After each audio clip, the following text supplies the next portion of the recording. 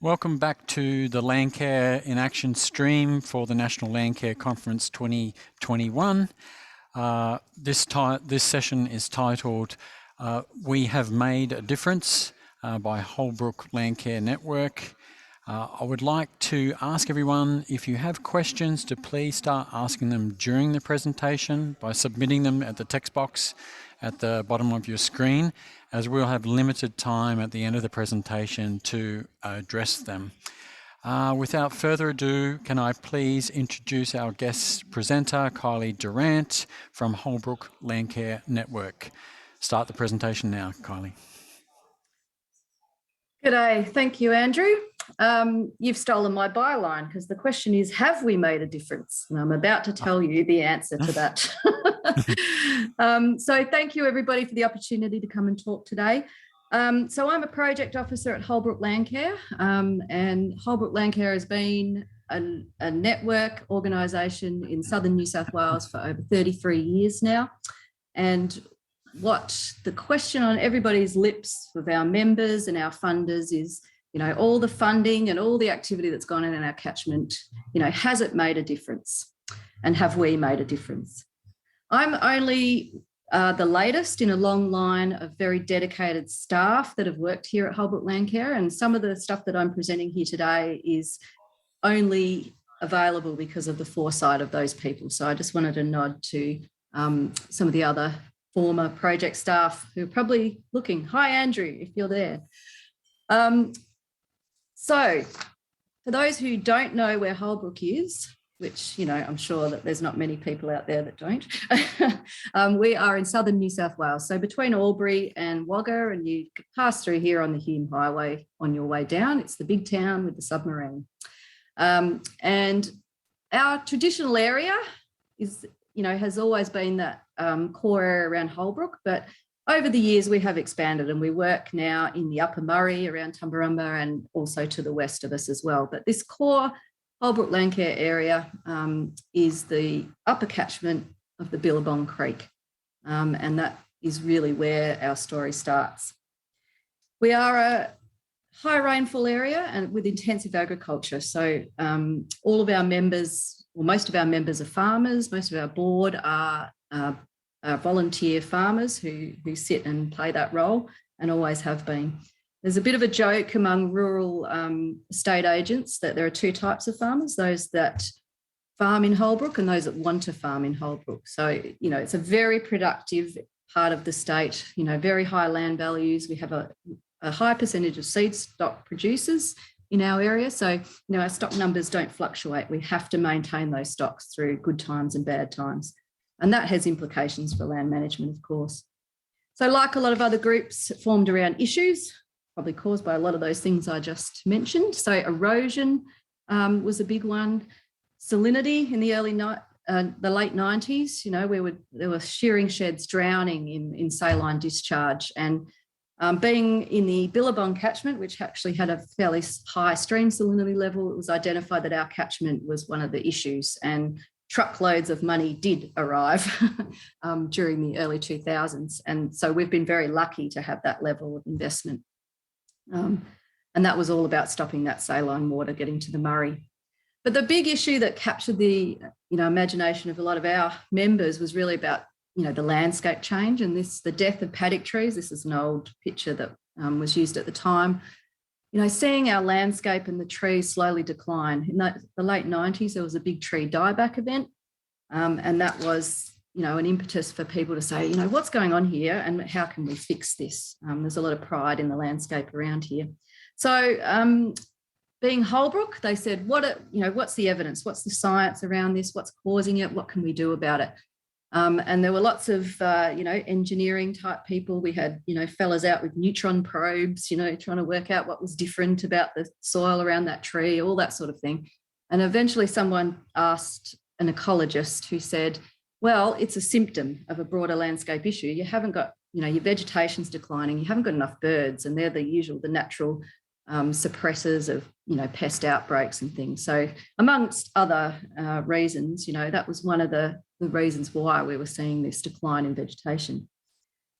And, with the salinity issues, the same story, lots of engineering bods looking at the problem, but one of our founding members went down to the Potter Farms in Victoria and, saw that, it's planting. We need to plant more trees to take up that water and stop the discharge. And so the answer to all these questions seemed to be more vegetation. So that was the time when the Natural Heritage Trust was there. And so the Holbrook Landcare group here applied for big funds and had a very large project over 3 years called the Rebirding Project. So we're going to try and put more revegetation back in the landscape and get our birds back. And so that was a lot of change in our catchment at that time. So this big scale stuff going on, looking at creeks, waterways, creating linkages in the landscape. And that was, the important thing for the members at the time. And all that, the water on the hills was pumping out, recharge water, preventing saline discharge. So lots of re-veg in the catchment. At the same time, lots of changes to farming systems. So, we were encouraging farmers to look more closely at soils. So, what the factors of fertility, putting, fertiliser on, getting better production, increasing perenniality of pastures, dealing with acid soils, which was a bit of a break on productivity, and, all the changes that went on in that decade about grazing management. So going from big, broad paddocks of annual pastures to smaller paddocks and more perenniality, and at the same time as doing good environmental works, lifting the production.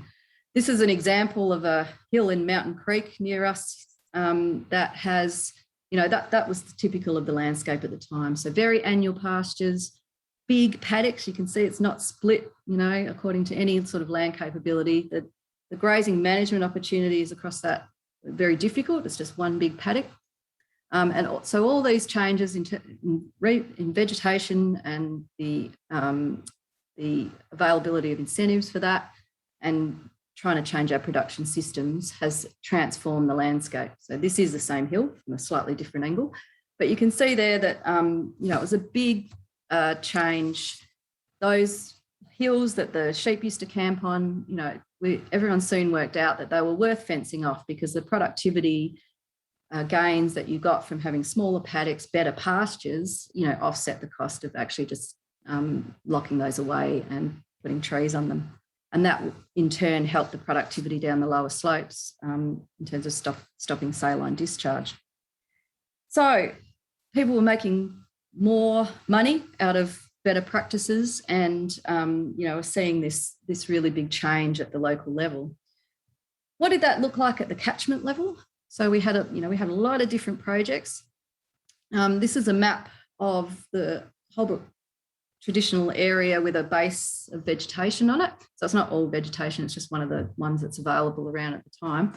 And back in about 2004, one of those project officers I spoke about before had the foresight to say, we've got this GIS technology coming on, we've got the satellite imagery now that's available. We should try and capture where a lot of our investment has gone over the previous years. And so there was a mapping project where there was one-on-one with landholders to map all their vegetation projects and things that they had done on their farms. And so we are very lucky to have this big data set which shows the sort of vegetation infrastructure that's gone in to this landscape over that time. And you can see, I've just accidentally flicked through a couple there, I'll just go back. But yes, so going from a baseline to, the early days of Landcare, some of it was very skinny and small and, has trouble showing up. But, as time's gone on, we've built that vegetation infrastructure in our catchment. So one of the things about, all the criticisms of Landcare, I suppose, has been about, it's not accountable, we just put the money out, we don't know where it went.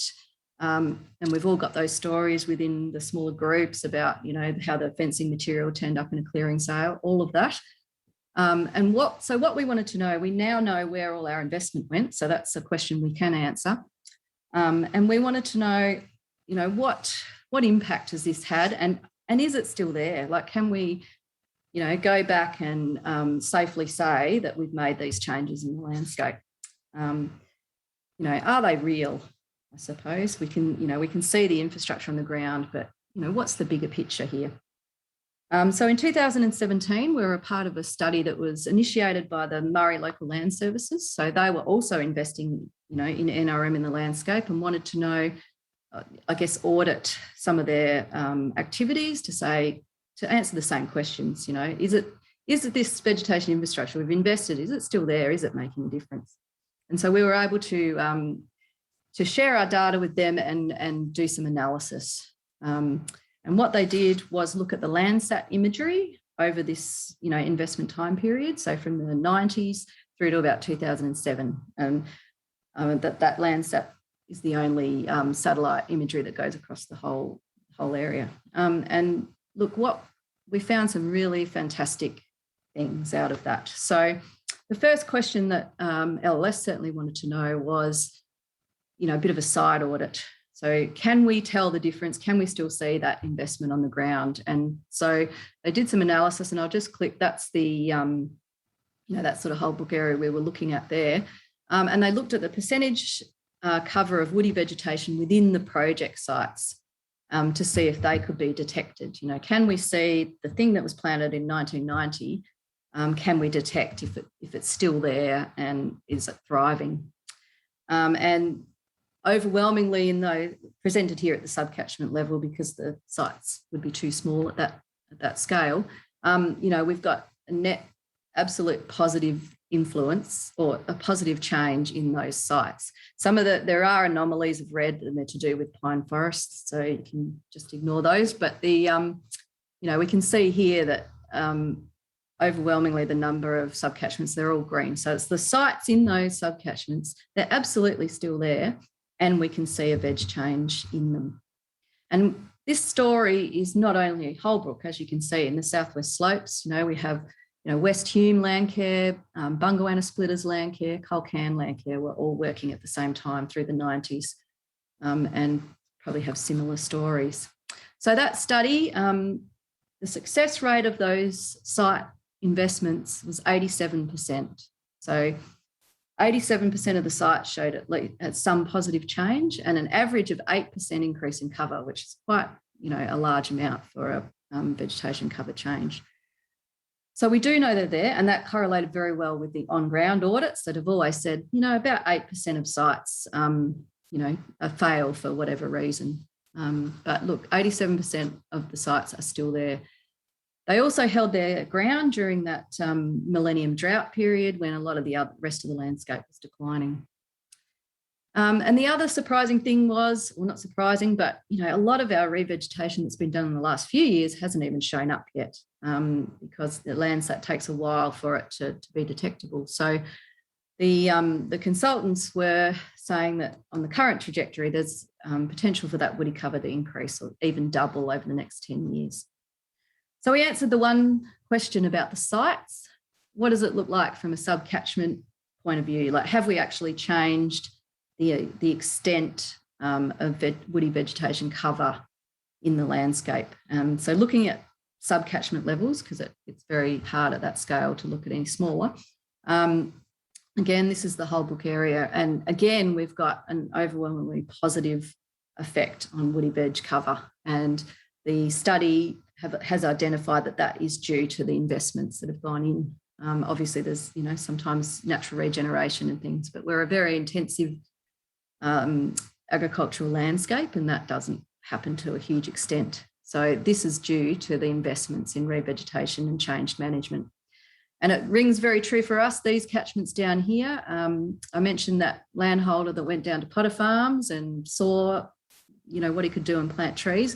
Those catchments there is where he did a lot of his revegetation work. So, they would be 25 to 30 years old now. And, they're really starting to show a really big change in cover. So, the answer is yes. The criticism of Landcare about accountability, we can actually see now this change from space. And, I think we need to recognise the impact that, Landcare's had on this landscape. So, again, this is what it looks like on the ground. So some big, large re-veg plots, looking for opportunities in the landscape, stream sides, creating blocks around paddock trees. This effect, is not one project. It's a cumulative of, tens of projects that have gone on over the past 33 years. And,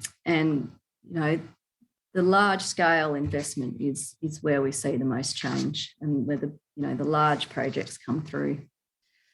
So this is all very well. We said, we have changed the veg cover in our landscape, but what we set out to do was to do something about the birds because we wanted to rebird the landscape. So have we done that? There's our next question.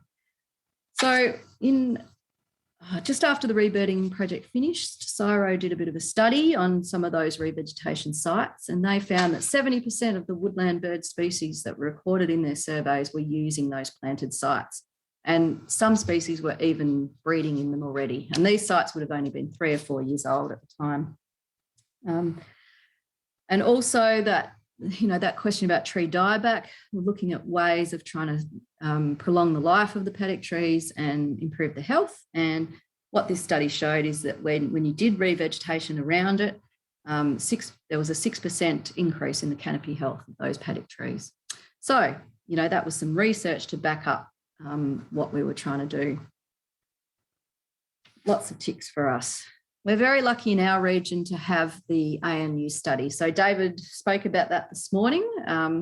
This Southwest Slope study down here has, is on-farm research sites that are looking at the impact of interventions like revegetation on the species that are living in that area. And so that Southwest Slope study and the Sustainable Farms groups are really strong partners for us, and their research really informs a lot of what we do and validates what we're doing as well.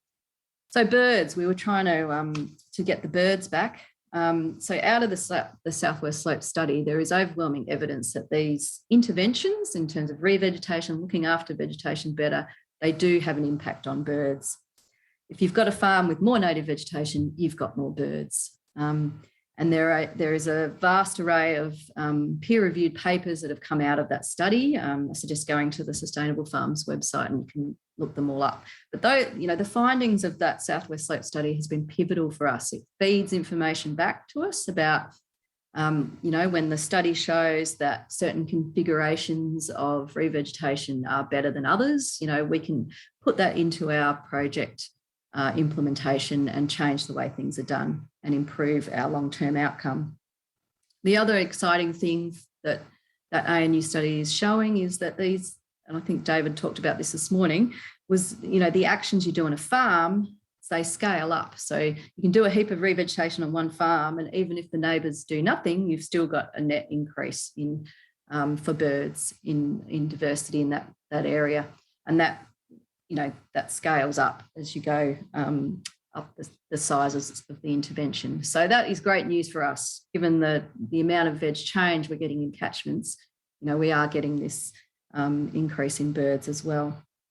We're about to do some exciting work with their new bird tool. Might be able to actually put some numbers around that, so that'll be really good.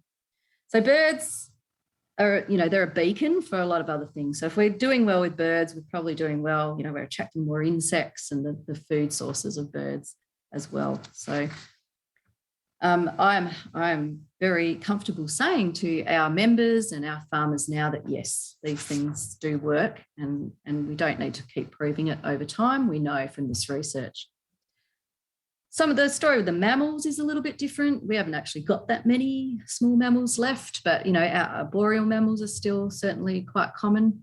And the threatened squirrel glider is common in our catchment too. And there's some that research is telling us, about the habitat requirements of squirrel gliders. We now know how far they can glide, and we can do analysis in our landscape about where the gaps might be in terms of connectivity. Just a few minutes there, Kylie. Oh, okay. And look, for reptiles, it's a little bit different. They're very, what we do know from the research is that doing interventions makes the common species more abundant, and that's good news as well. The other animal in our catchment that is quite common is people, obviously, and we now have evidence from the KPMG study. 90% of respondents reported Landcare helped their connection to the community, and 46 a positive effect in their mental well-being. So we're doing good with the people as well. So the fundamental question is, have we made a difference? The answer, in my mind at least, is yes. Landcare has, if given the resources and the longevity, has a high level of accountability. And I think that message needs to go back to our funders, that there's a real good reason to be investing in Landcare in the long term, because, we have the headspace and we can stand back and tell these stories. There's a lot of challenges of maintaining those outcomes. The need for re-veg never stops. You've got to keep up with the attrition. Everything changes. So we're getting climate change, changing land use pressures that are coming from the economic system. Pressure for growth. We've got a, $100 billion dollar target for exports in agriculture. How do we get there in a sustainable way? And in closing, how do we keep this momentum going? This achievement has been made with a lot of public investment. And I think times are good in terms of agriculture at the moment, but they do fluctuate in time. And I think we need to recognise that investment is important in this scale of works. And I guess what the big message is about continuing to support Landcare, and that is the capacity and the longevity. Holbrook's lucky. A few years ago we had, $2.3 million, and we were running about, 6 or 7 projects. Last year, we were running 19 projects for the same $2.3 million. And this is a constant challenge as the funding buckets get smaller. How do we support the capacity of Landcare to keep being able to have the long view and tell these really good stories? Thank you. Oh, what a fantastic presentation. Thank you, Kylie. We forgot, would you mind stopping that presentation now, and we'll move on to question and answer session? Yep. Got quite a few comments and questions. I'll just start off with some of the questions. Actually, I'll do a few call outs. I've got Jodie McGill. She's saying, I'm watching from Darrawal country. Hello to everyone in Holbrook and Albury in beautiful Wiradjuri country.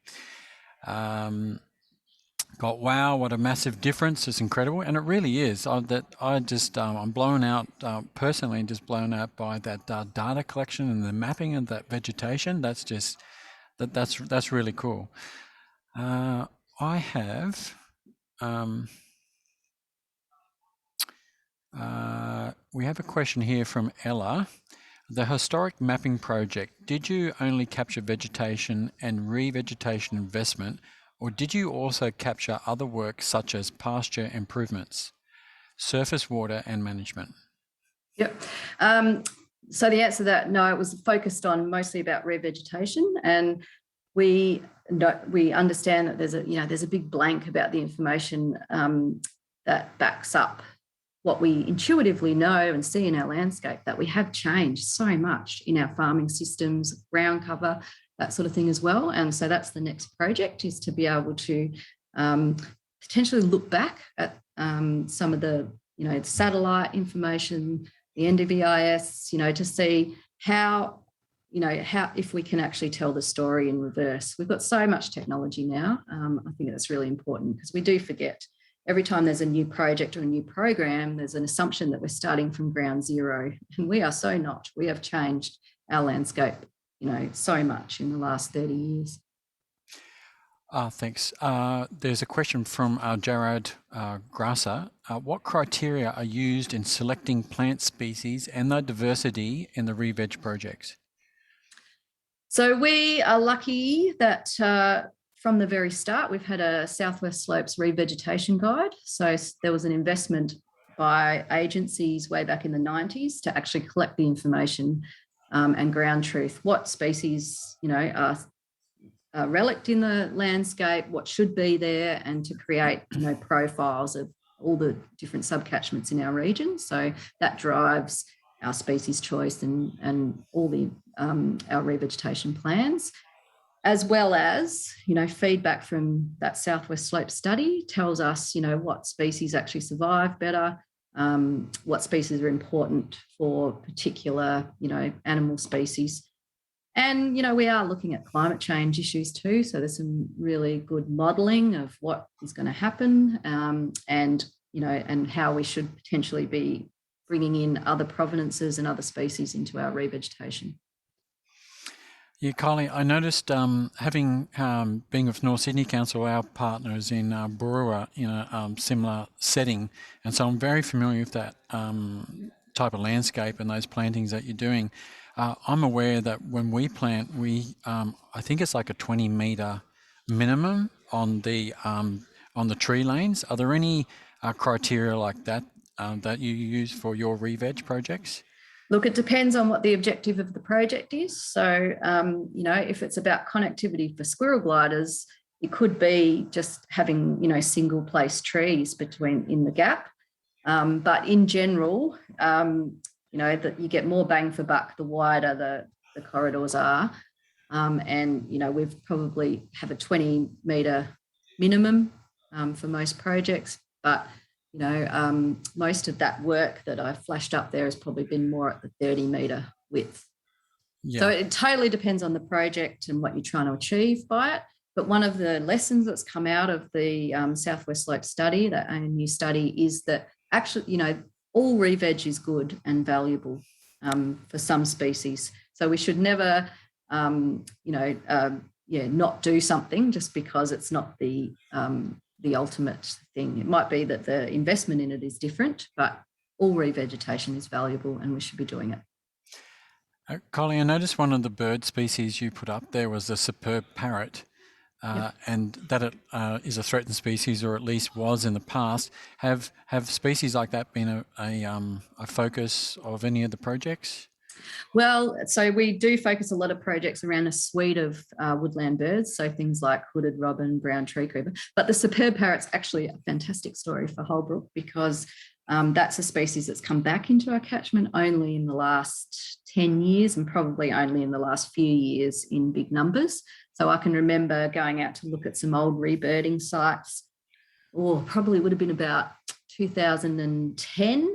And seeing the first superb parrots that were starting to come back into this region, chewing off silver wattles in an old rebirding site. And for me, that was such a, incredible moment and now we're getting those superb parrots coming back in bigger numbers. They're even breeding in certain areas around the Holbrook and Billabong floodplain. So, that's the sort of story that I can't capture that in numbers and data, but it's so important for our catchment and to recognise that those sort of things are happening. Well, Kylie, thank you very much for sharing your project with us. I'm afraid we've run out of time. Yep. Thanks again. I'd love to speak to you more about it. Okay, thank you. Thank you very much. Bye. We'll now be going on a short break, 5-minute break. Can you please select, when that time is up, can you please select the next session you're interested to join?